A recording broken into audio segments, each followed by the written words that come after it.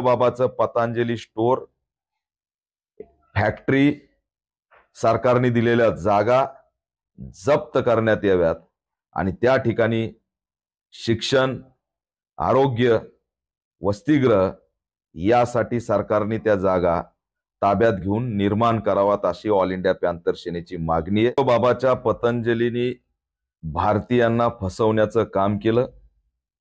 कोरोनाच्या काळात भयभीत झालेल्या, जीव मुठीत धरलेल्या, घाबरलेल्या गरीब लोकांना ॲडव्हर्टाइजमेंटच्या माध्यमातून टीव्हीवरील, पेपरवरील, इलेक्ट्रॉनिक्स मीडियातील माझं औषध लय भारी आहे, कोरोना नष्ट होईल अशा जाहिराती देऊन फसवणूक केली, आर्थिक लुटमार केली।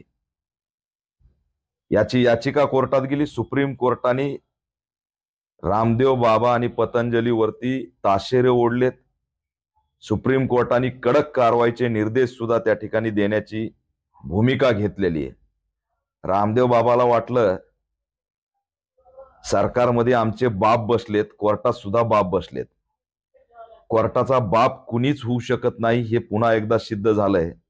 आणि रामदेव बाबांनी जो माफीनामा लिहून मला माफ करा मीडियामध्ये जाहीर केला, भयभीत झालेल्या लोकांची आर्थिक पिळवणूक केल्यानंतर, त्यांना असणार मरणाच्या उंबरट्यावरती उभा केल्यानंतर तुम्हाला माफ करायचं का?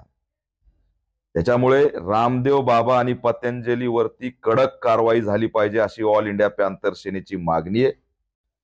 हे सगळं थोतांड होतं, लुटमार करण्याचा उद्देश होता आणि यावरती कडक कारवाई झाली पाहिजे अशी ऑल इंडिया पॅंथर सेनेची मागणी आहे।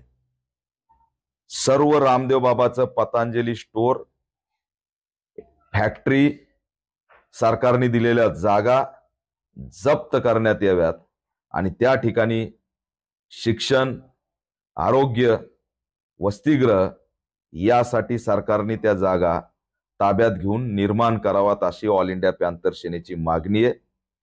पतंजली आणि रामदेव बाबा एक्सपोज झालेला आहे।